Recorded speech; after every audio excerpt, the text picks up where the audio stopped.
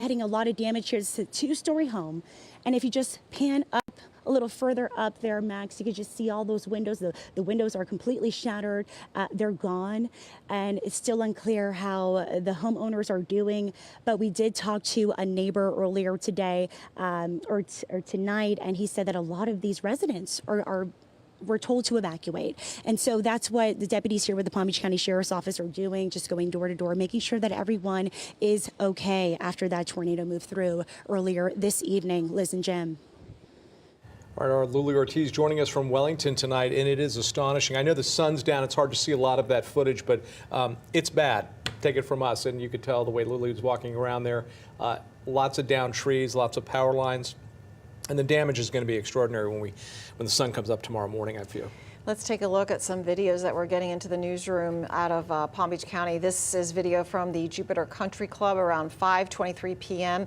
This was taken by Morgan Valkanoff, and that's right off Indiantown Road. This is video of tornado damage in Palm Beach Gardens. This is the Avenir community off North Lake Boulevard. The tornado, I know for a fact, went right through Avenir, La Terre, and Regency neighborhoods.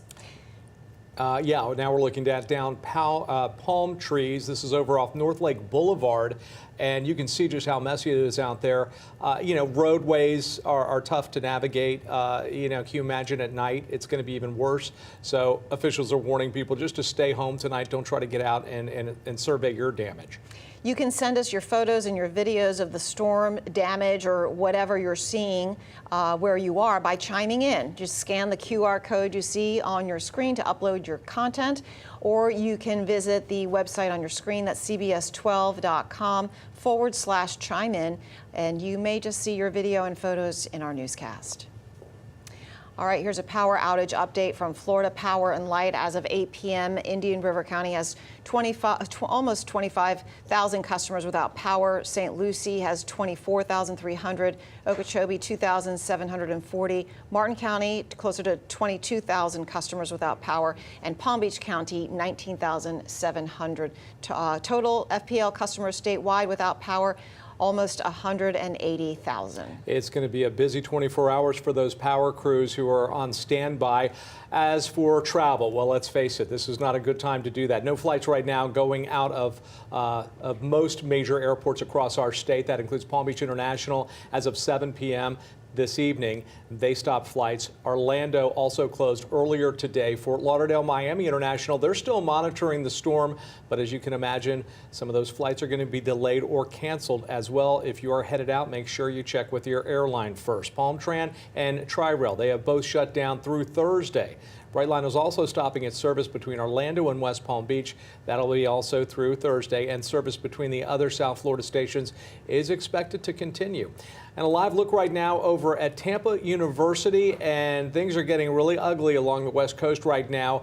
We understand that Milton making landfall probably within the past hour, headed to the Sarasota area just south of Tampa.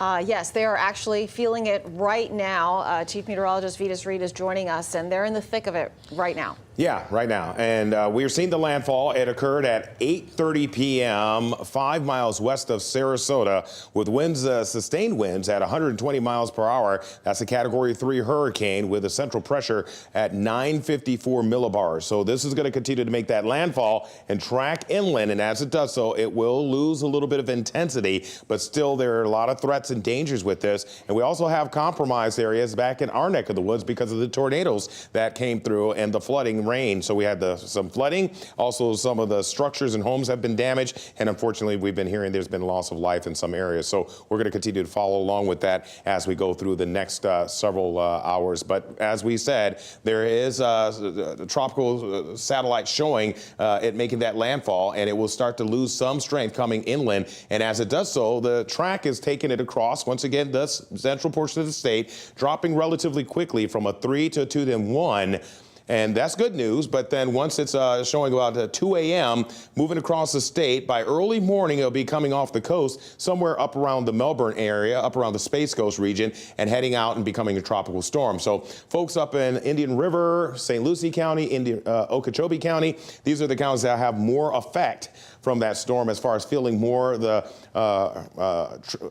forceful winds, like hurricane force winds potentially. But it looks like this wind field does go well out beyond those lines. So don't just focus on those lines. Nonetheless, we'll have those effects. So here's another look a little closer as we're seeing it make that landfall over towards Sarasota. We're seeing some very strong winds, and also this is going to bring in strong storm surge, especially down towards the Fort Myers area. They're going to see all that water pushing in on the front edge of the storm and on the very front edge near Sarasota.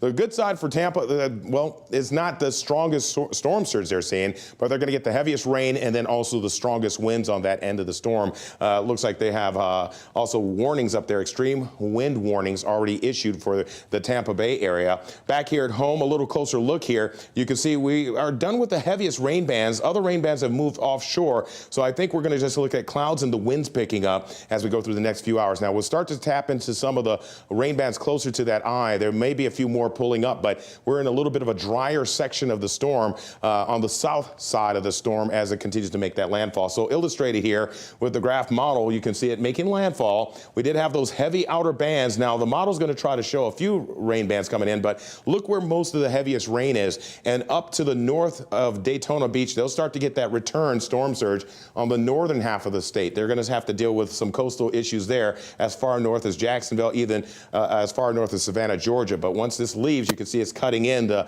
drier air, and it starts pulling in that drier air as we get through the late overnight. So it's mainly the winds we're going to have to deal with. I don't think there's going to be much issue with any more tornado threats, but I think what we're seeing here is that storm leaving the region, still some northerly winds, and we'll get drier and cooler air moving in behind this, which is good news for folks who have to clean up. There's going to be a lot of cleanup and efforts that are going to be going on, but we'll get some breaks from the rain and also more sunny conditions that are going to build in with high pressure that's sitting up over the southeastern half of the country as Milton continues to move on off to the east. So we'll get improving conditions for the next few days, but we have to get through tonight.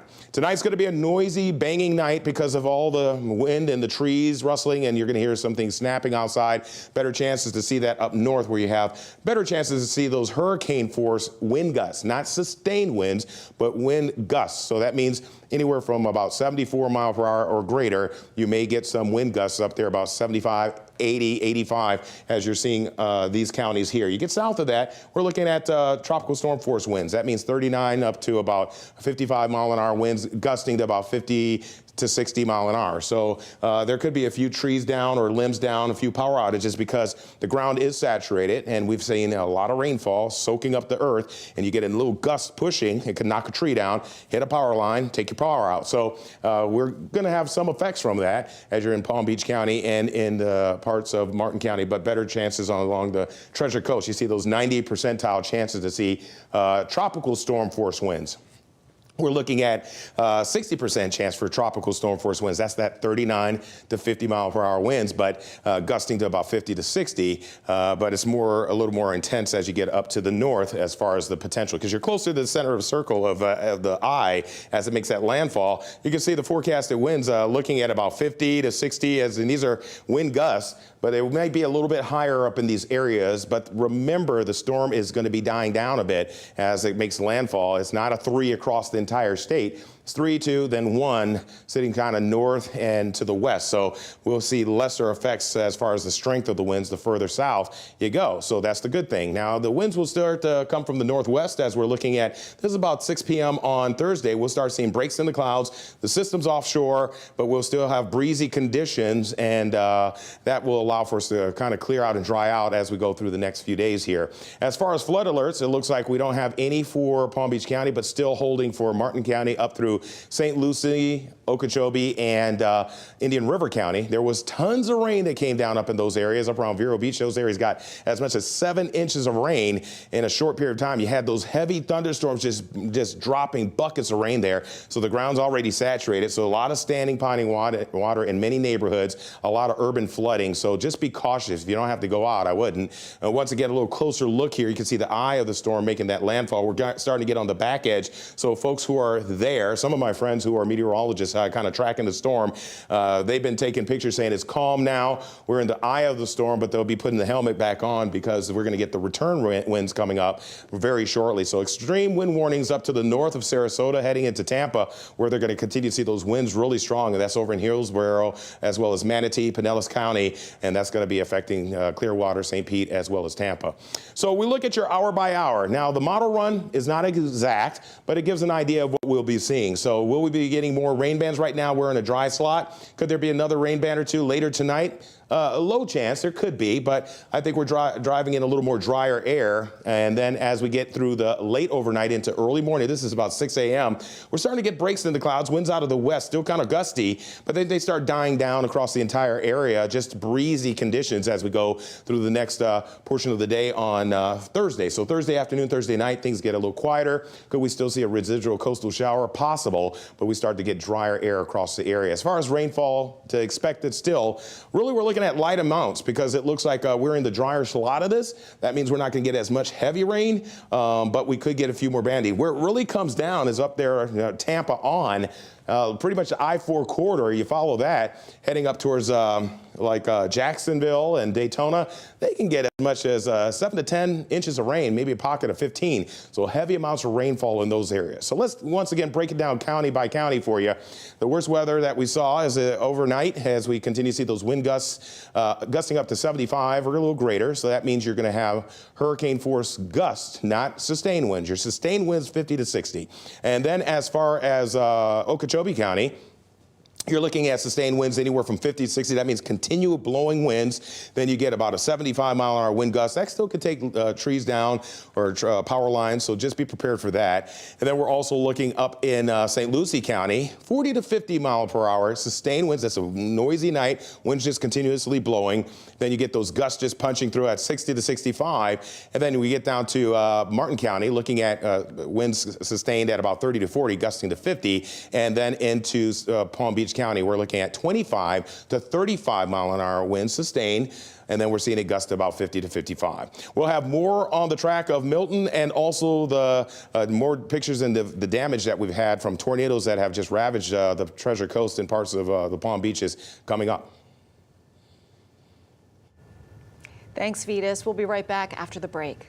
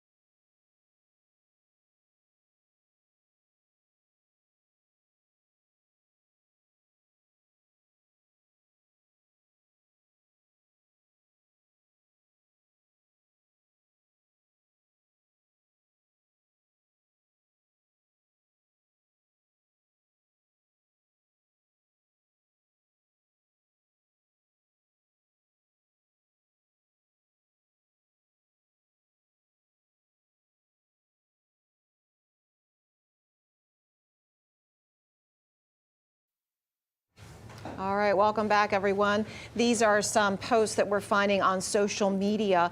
Jim, is that the Tampa Bay area? Yeah, this is from Galaxy News United writing, massive storm surge. Hurricane Milton causing up to 15-foot storm surge in some areas of West Florida. And you can see the video there to the side. It is intense over there right now.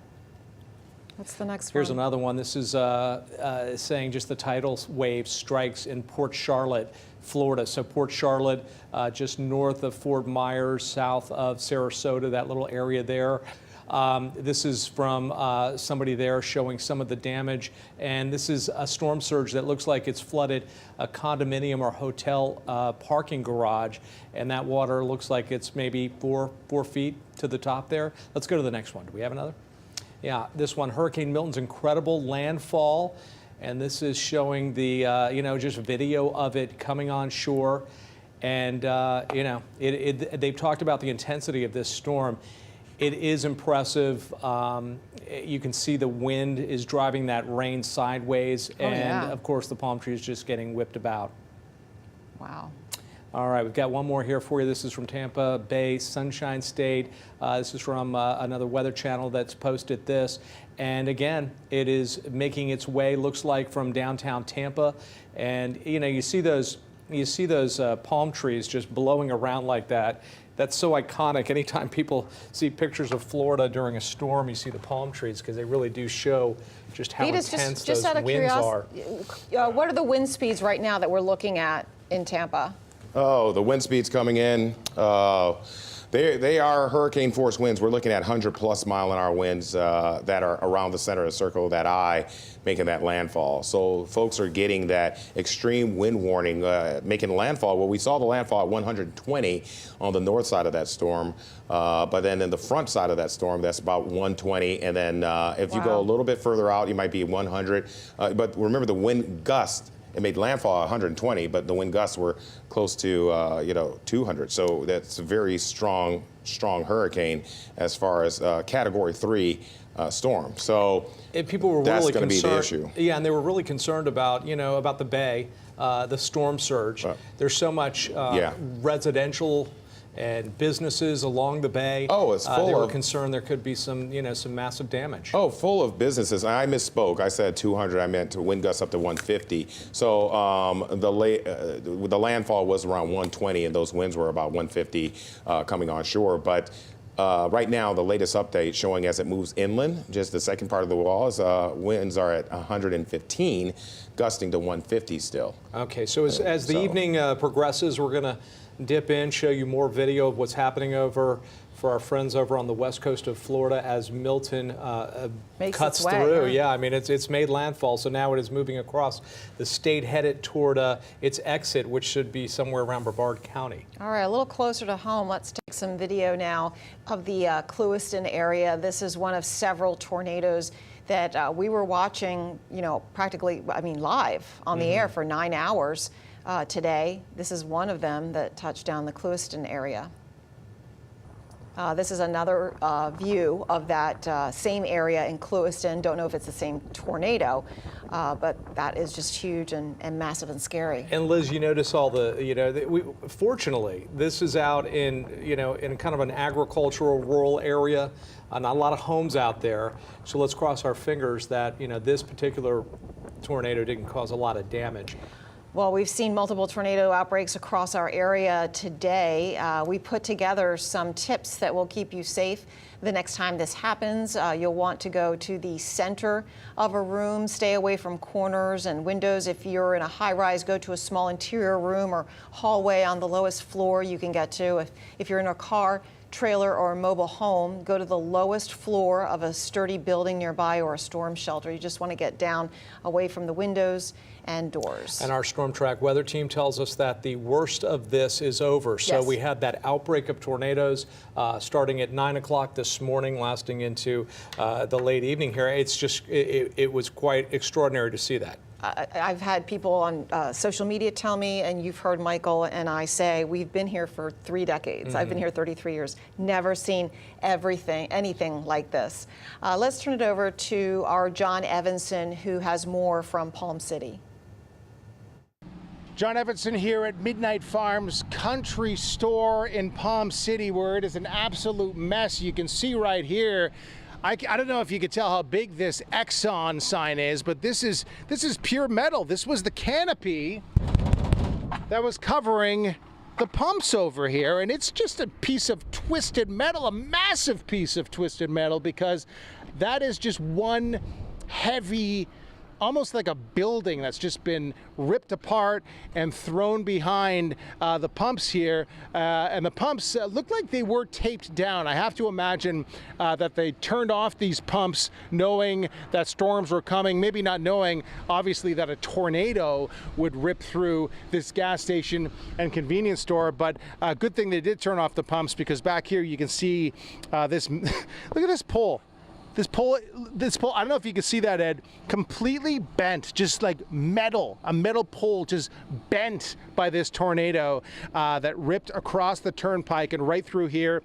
And those, don't know if those were live wires. They don't seem to be live wires right now. Another metal pole here with the honk for assistance sign on it. You got some Purell there ready to go. I may utilize that myself in a little bit, but jokes aside, this is crazy. I mean, look at this. I don't even know how that branch blew directly into the taping there, but the sheer force, witnesses told me they saw it come across the turnpike and right through here. There's some apartments back there.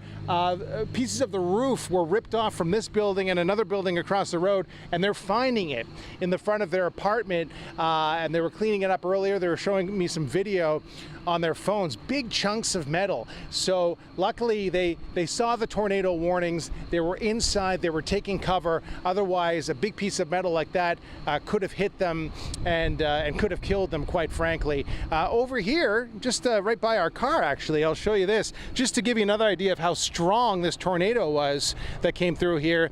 This is a clothes and shoes donation center, and I am telling you, like, I'm trying to push this thing. It is heavy stuff, and it is just tipped over. Obviously, the opening part is on the bottom, so nobody can get to it. So hopefully the clothes and shoes that have been donated will be okay when someone comes along and tries to solve that problem. But the Midnight Farms Country Store will have a lot of cleaning up to do once this storm has passed us through. For now, from Palm City, I'll send it back to you guys. Thanks, John. More video into our newsroom of damage from Martin County. This is from our photojournalist, Frank Porter. He found this in the Port Salerno area and took this video and sent it to us. Wow, that's severe. All right, let's take you back out to show you what's happening over on the West Coast. As we've told you, Milton now made landfall. This is over in Polk County. The bridge is feeling those extreme winds. I know that they locked down all the bridges across the state practically that were in the path of this storm. Nobody is crossing that bridge tonight. You know, it's just frightening, yeah, to see that.